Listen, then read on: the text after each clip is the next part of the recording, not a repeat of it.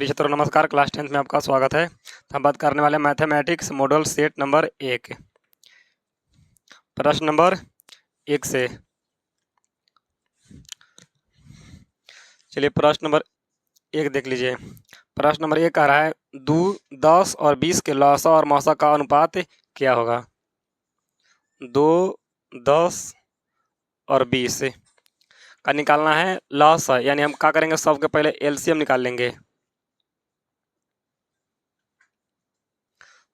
2 से कटेगा एक मरतबा में, 2 से कटेगा 5 दूनी के 10, अब नहीं कटेगा, इसको काट लीजिए। 2 से 10 दूनी 20, 2 से 5 दूनी 10। यानी जब निकालेंगे एलसीएम निकालेंगे तो सबसे ज़्यादा देखेंगे कौन में है। इसको लिख लेते 2 गुने 1 बराबर 2, इसको लिख लेते हैं 2 गुने 5 बराबर 10, और इसको लिख लेंगे 2 गुने 5 बराबर 20। जब एलसीएम निकालेंगे तो सबसे ज़्यादा जिसकी संख्या रहेगा उसको लिखेंगे सबसे पहले। तो 2 सबसे ज़्यादा इसमें है तो 2 बार है तो 2 लिख लेंगे। 5 सबसे ज़्यादा किसमें है तो इसमें एक ही बार है तो लिख लेंगे 5। गुना कर लेंगे, 2 दूनी 4, 4 पचे 20। एचसीएफ निकालने के लिए यानी ये हो गया लौसा, ये हो गया मौसा महत्तम। एचसीएफ निकालने तीनों में संख्या मिलनी चाहिए। तो 2 इसमें मिल रहा है, 2 इसमें मिल रहा है, 2 इसमें मिल रहा है, तो क्या करेंगे, घेरा लगा देंगे और 2 यहाँ लिख देंगे।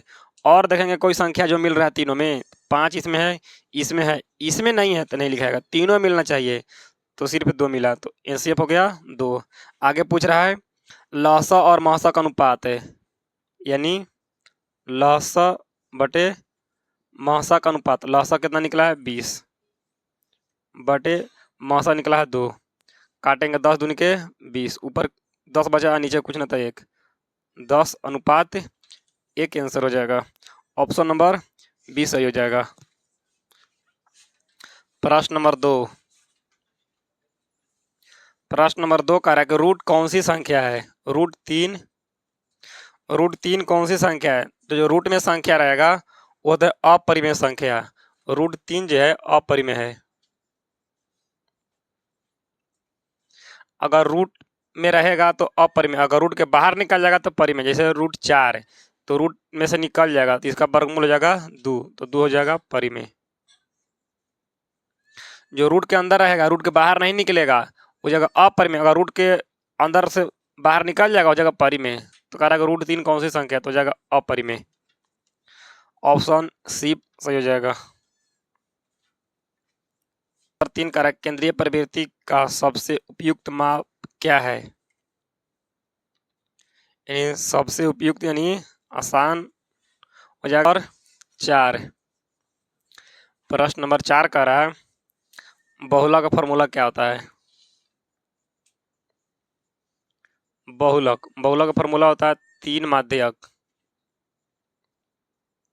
-2 माध्य। तो क्वेश्चन में दिया गया था 3 माध्यक माइनस, इसमें डॉलर भरना था और माध्य लिखा गया था, तो जगह 2। ऑप्शन नंबर सी सही हो जाएगा। प्रश्न नंबर 5 कह रहा है एक असंभव घटना की प्रतिक्रिया क्या होगा। असंभव घटना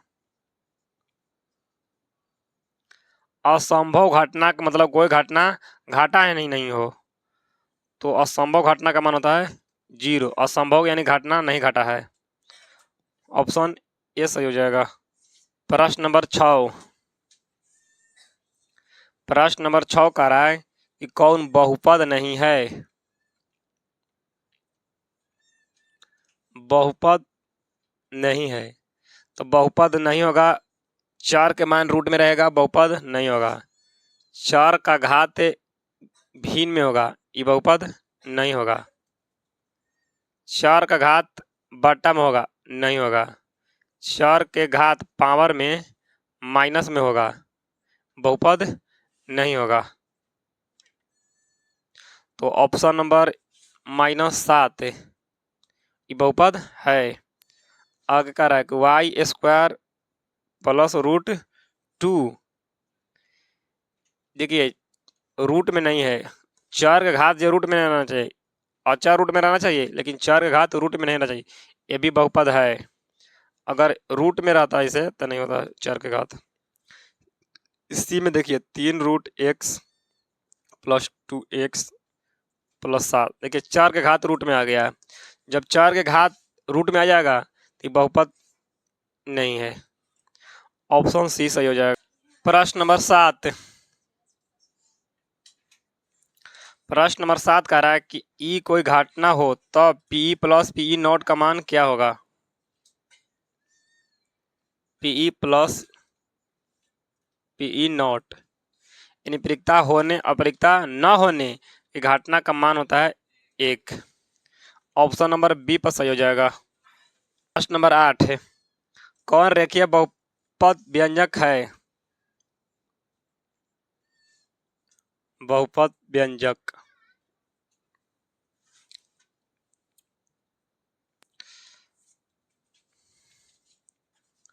तो बहुपद व्यंजक होता है ए एक्स प्लस बी, यानी एक में एक्स रहेगा, एक में सिर्फ अंक वाला रहेगा। देखिए ये हो जाएगा 2x माइनस 5, यह बहुपद व्यंजक है, यानी पहले एक्स वाला है फिर अंक वाला है। अगर ऑप्शन बी में देखेगा तो है एक्स स्क्वायर वाला है, वो भी नहीं होगा। सी में देखेगा वो में एक्स स्क्वायर वाला है, डी में देखेगा तो एक्स की वाला है, तो व्यंजक हो गया ऑप्शन नंबर ए पर सही हो जाएगा। प्रश्न नंबर 9,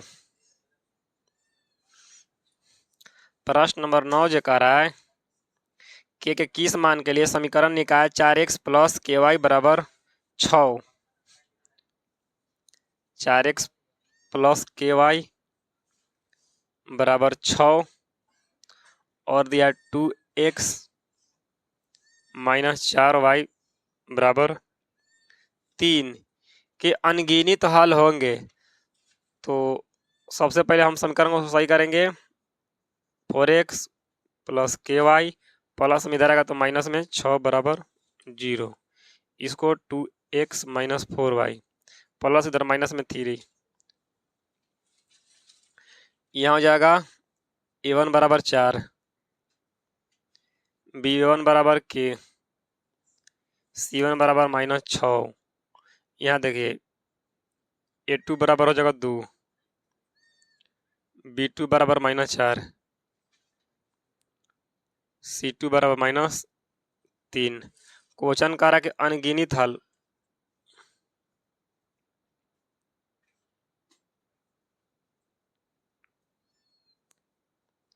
अनगिनत हल का फॉर्मूला होता है a1 बटे a2 बराबर हो जाएगा b1 बटे b2 बराबर c1 बटे सब के सब बराबर हो जाएगा। अनगिनत हल, अनगिनत इसका ग्राफ बनाएगा तो एक रेखा पर दूसरा का रेखा एकदम सट के चले जाएगा इसे, इसको अनगिनत हल होगा। a1 का मान दिया है 4, a2 का मान दिया है 2 बराबर b1 का मान दिया है k, b2 का मान दिया माइनस 4, c1 का मान दिया माइनस 6 और c2 का मान दिया माइनस 3। चाहे तो इसको बराबर कर लीजिए, चाहे इसको बराबर कर लीजिए, कोई भी बराबर कर लीजिए। चलिए हम इसको बराबर कर लेते हैं, इसको भी काट देते हैं, 2 दूनी के 4, के में इधर कुछ नहीं बचा तो के, 4 में 2 से गुना करेंगे तो माइनस, के बराबर माइनस 8 आ गया। ऑप्शन नंबर बी पर सही हो जाएगा। प्रश्न नंबर 10,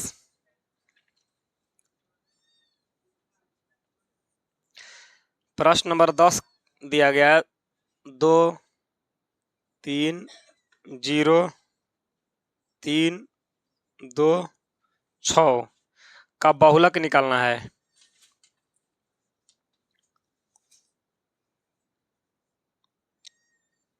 बहुलक, तो जिसकी संख्या सबसे ज्यादा होगा वही बहुलक हो जाएगा। 3 एक बार, 2 बार, 2 एक बार, 2 बार, यानी 2 भी 2 बार, 3 भी 2 बार। अब पता नहीं चल रहा है कि 2 होगा कि 3 होगा, तो इसके में पहले क्या कहा जाएगा, माध्यक निकाला जाएगा। तो माध्यक निकालने के पहले आरोही क्रम में से जावेंगे।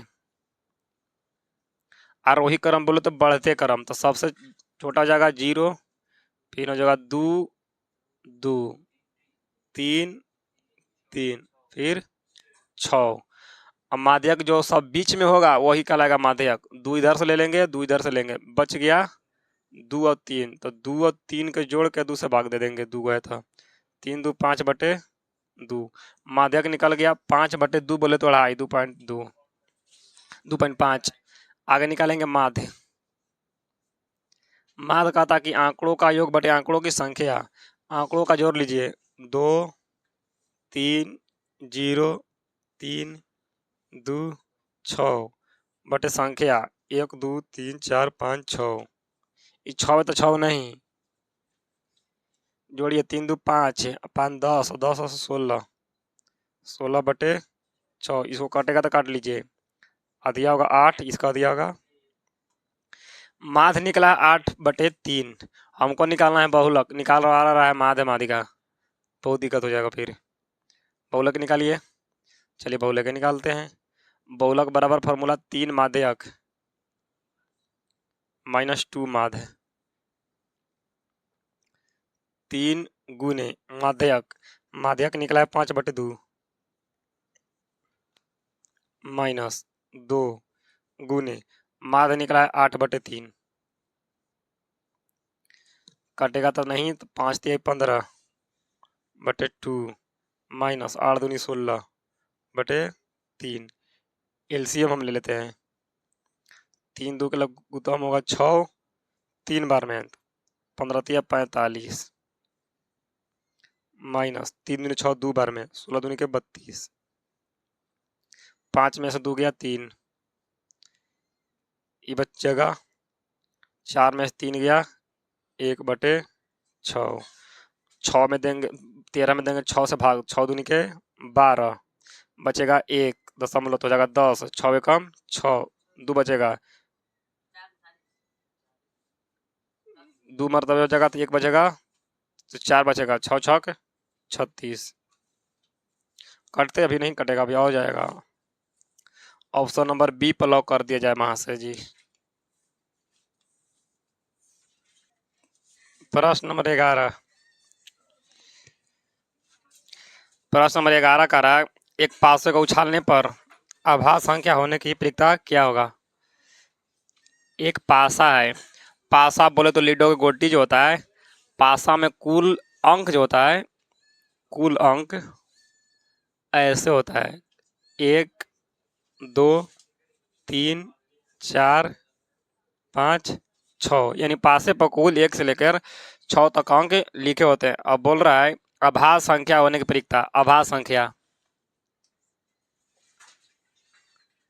आभास संख्या, तो आभास संख्या इसमें देखेंगे कौन कौन है। आभास संख्या जो कोई से न कटे, 2 3 5, 2 3 और 5, यानी आभास संख्या कितना कुल हो गया, 3 हो गया। आभास संख्या होने की प्रक्रिया निकालेंगे। आभास संख्या होने की प्रक्रिया यानी अनुकूल परिणाम बटे कुल परिणाम, तो काट देंगे 3 दूनी के 6, ऊपर कुछ नहीं बचा था 1, नीचे हो जाएगा 2, 1 बटे 2 आंसर हो जाएगा। ऑप्शन ए सही हो जाएगा। प्रश्न नंबर 12। प्रश्न नंबर 12 का दो रैखिक समीकरण के आलेख प्रतिच्छेदी रेखा हो, प्रतिच्छेदी रेखा ऐसे, तो अब रैखिक समीकरण का हल कितना होगा। यानी रैखिक समीकरण का प्रतिच्छेदी रेखा होगा तो एक ही बिंदु पर काटेगा, इसका एक हल होगा, यानी प्रतिच्छेदी रेखा का एक हल होगा। Option A right answer. प्रश्न नंबर 13।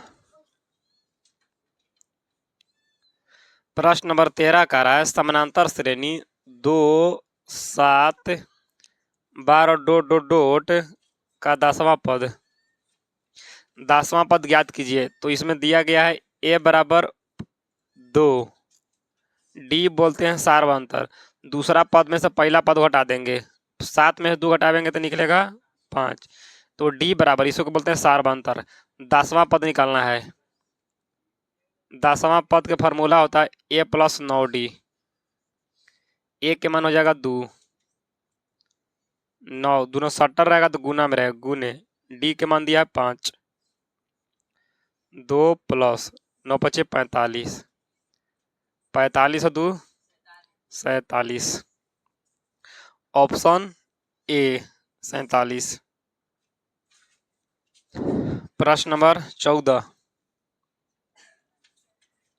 प्रश्न नंबर 14 दिया गया है p plus 1 2p plus 1 4p minus 1 AP में है तो p का मान ज्ञात कीजिए। यानी 3 पद दिया गया है और AP में बोला गया है। AP में रहता है तो दूसरे पद में से घटा के जितना आंसर निकलेगा उतने ही तीसरा में से दूसरा घटा के निकलेगा। जैसे कोई कहेगा 5 10 15 20 डॉट डॉट, AP में है तो 10 में से जितना घटावेंगे तो आएगा 5, तो 15 में से घटावेंगे तो आएगा 5। अब 20 में से 15 घटावेंगे तो आएगा 5। यानी क्या होता है, सब बराबर होता है। इसमें से जितना घटावेंगे एक में से उतने घटावेंगे तो आंसर आएगा बराबर आएगा। तो हम इसमें से घटा लेते हैं, पहला पद, दूसरा पद, तीसरा पद। हम क्या कर लेते हैं, A2 में से घटावेंगे A1 और उतने आंसर आएगा A3 में से घटावेंगे A2। क्यों? क्योंकि AP में है, सारा अंतर बराबर होगा। A2 2p plus 1 minus A1 p plus 1 A3 4p minus 1 इल हो गया माइनस A2 दिया है 2p प्लस 1 2p प्लस 1 चिन्ह बदल देगा तो minus p minus 1 4p minus 1, यहाँ चिन्ह बाहर निकलेगा कोष्ठ से, माइनस 2p माइनस 1। जात पात देख लिया जाएगा, 2p आई माइनस p, दो में p में से एक गड़ जाएगा तो बचेगा p, प्लस में एक आई माइनस में एक, ई गोल काम खत्म होल बराबर इधर बच रहा है। 4p में से 2p घट जाएगा तो 2p माइनस एक कर्जा, फिर नहीं हो माइनस एक कर्जा तो माइनस 2 कर्जा हो जाएगा। फिर आगे देखें जात पात कौन मिल रहा है ऐसे, तो ई माइनस में तो इधर आएगा तो प्लस में जाएगा, इधर बच जाएगा 2p, इधर आ गया ये वाला आई प्लस में तो इधर चल जाएगा माइनस में p।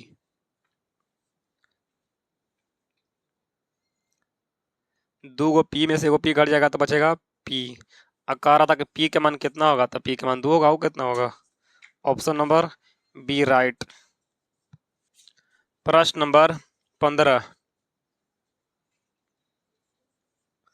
प्रश्न नंबर 15 कह रहा है cos 90 डिग्री माइनस 1। तो फार्मूला होता है cos 90 माइनस थीटा, एक इसका फार्मूला होता है साइन थीटा। साइन और थीटा दिया ए। ऑप्शन नंबर बी सही होगा। प्रश्न नंबर 16। प्रश्न नंबर 16 कर रहा है 9 sec square theta minus 9 tan square theta. चलो देखिए, इसमें 9 कॉमन लिया रहा है, 9 कॉमन लिया तो बचेगा सेक स्क्वायर माइनस 9 कॉमन लिया गया तो बचेगा 10। 9 इंटू का मतलब होता है गुना, सेक स्क्वायर माइनस 10 स्क्वायर का फॉर्मूला होता है 1। 9 में 1 से गुना करेंगे तो 9, आंसर हो जाएगा ऑप्शन नंबर बी सही हो जाएगा। प्रश्न नंबर 17। प्रश्न नंबर 17 कह रहा है 5 3 7 6 4 2 1 माध्यिका निकालना कह रहा है। माध्यिका, राधिका नहीं, माध्यिका। माध्यिका निकालने के लिए सबसे पहले आरोही क्रम में सजावेंगे, यानी 1 से बड़ा 2 और 2 से बड़ा 3, 3 से बड़ा 4, 4 से बड़ा 5, 5 से बड़ा 100, 100 से बड़ा 7 है, 7 से बड़ा 9 है। तो माध्यिका जो बीच में होगा वही आंसर कहलाएगा, समझा। 3 इधर 3 इधर, ये बचा, यू बचा नहीं, 4 आंसर हुआ। Option number C. प्रश्न नंबर 18। प्रश्न नंबर 18 कर रहा है, प्रथम 5 विषम संख्याओं का मान निकालिए।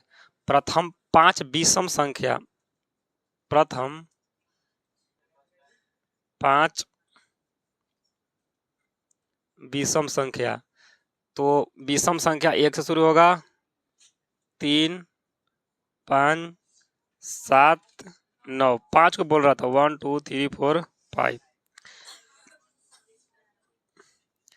और माध्य निकालना है। माध्य निकालने के लिए आंकड़ों का योग बटे आंकड़ों की संख्या।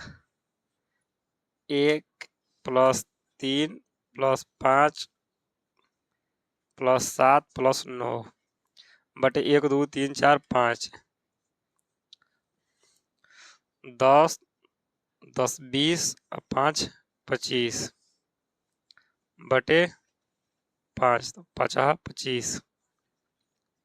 5 आंसर हो जाएगा ऑप्शन नंबर सी। प्रश्न नंबर 19। प्रश्न नंबर 19 कह रहा है,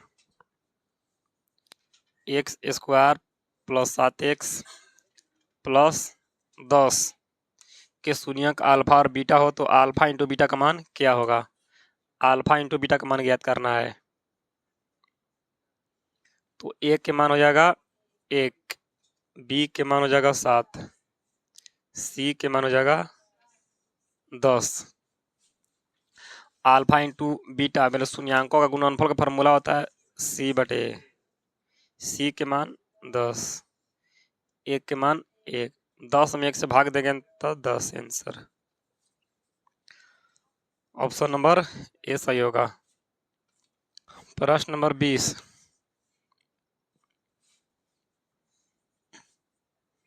प्रश्न नंबर 20 कह रहा है, किसी द्विघात बहुपद x² - 2x + 5 = 0 के मूल अल्फा और बीटा हो तो अल्फा प्लस बीटा का मान क्या होगा। अल्फा प्लस बीटा का मान, तो a बराबर हो जाएगा 1, b बराबर -2 और c बराबर हो जाएगा 5। अल्फा प्लस बीटा यानी शून्यांकों का योग के फॉर्मूला होता है -b बटे a माइनस b के मान -2 बटे a का मान 1। माइनस में गुना होगा माइनस से तो +2 बटे 1 तो हो जाएगा 2। ऑप्शन नंबर बी राइट होगा। नंबर 21 का रहा है, दो परिमेय संख्याओं के बीच कितनी परिमेय संख्या होगा। देखिए, दो परिमेय संख्या लेना है। जैसे हम दो परिमेय संख्या ले लेते हैं 1 और 2, और 1 और 2 के बीच में कितनी परिमेय संख्या निकाल सकते हैं। तो 1 और 2 के बीच में जैसे 1.1 हो गया, 1, 1.2, 1.3, 1.4, 1.5, 1.6, 1.7, 1.8, 1.9 2 नहीं होगा तो कहेगा कोई कि 1 2 3 4 5 6 7 8 9 9 गो नहीं, अभी और निकलेगा, ऐसे निकलेगा 1.11, 1.1 2 लिख देते हैं, इसी 1.13 यानी इसी अनंत तक चला जाएगा। अगर यहाँ तक फिर 9 तक आ जाएगा तो यहाँ लिख देंगे कि 1.111 लिख देंगे, 1.23 कुछ भी लिख देंगे। यानी 2 से कम रहना चाहिए और 1 से ज्यादा होना चाहिए, यानी अनंत होगा, अनंत। ऑप्शन नंबर डी सही होगा। प्रश्न नंबर 22। प्रश्न नंबर 22 कह रहा है 6/15 का दशमलव प्रसार कैसा होगा। इसको काटेगा तो काट लीजिए, 3 से काटेगा 3 दूनी के 6, 3 से काटे 3 बचे 15, 2 में देंगे 5 से भाग, तो हो जाएगा 0.4, 2 में देना है 5 से भाग 0.0, पंचों के 20, यानी हो गया शांत। जब कोई अखाड़ा में दो आदमी लड़े, एक पर जरनिया मार के और कहा कि आओ लड़ना है, तो नहीं, तो हो गया शांत। अगर फिर कह के नहीं फिर लड़ेंगे, तो एक बजनिया मारा फिर लगे आओ लड़ेगा, तो कि हाँ, और जब तक ना मान रहा है तो हो गया अशांत, और अब नहीं लड़ेगा, शांत। अब अंत इसको हो गया है ऑप्शन नंबर ए। प्रश्न नंबर 23, प्रश्न नंबर 23 कह रहा है कि दो लगातार संख्याओं का महसा क्या होगा। दो लगातार कोई संख्या ले लीजिए, 2 3 ले लीजिए, 3 4 ले लीजिए, 4 5 लीजिए, 5 6 ले लीजिए, यानी कोई भी लगातार संख्या ले लीजिए, उसको निकालना है महसा। चलिए हम 5 6 ले लेते हैं, तो एक बार में लगा लेते हैं 5 1, इसको यहाँ ला देंगे तो 5 बार में कितना आंसर हो जाएगा 1, तो उसका महसा जो हो जाएगा 1 हो जाएगा। ऑप्शन नंबर बी सही होगा। प्रश्न नंबर 24, प्रश्न नंबर 24 कह रहा है कौन अभाज्य संख्या है। अभाज्य संख्या होता है जो कोई से न कटे, एक से अपने आप से कट गए, जिसका गुणनखंड सिर्फ 2 हो, 2 से कम न हो, 2 से ज्यादा न हो, सिर्फ 2 को हो। तो हो जाएगा ऑप्शन नंबर सी, देख लीजिए 11 अभाज्य संख्या है, जिसका गुणनखंड 2 हो, 2 से ज्यादा न हो, 2 से कम न हो, उसे अभाज्य संख्या कहते हैं। जैसे में 11 के है तो 1 से कटेगा, चाहे तो 11 से कटेगा।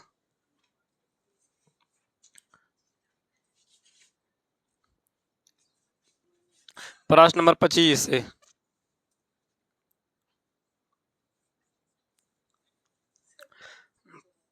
प्रश्न नंबर 25 का समानांतर श्रेणी 54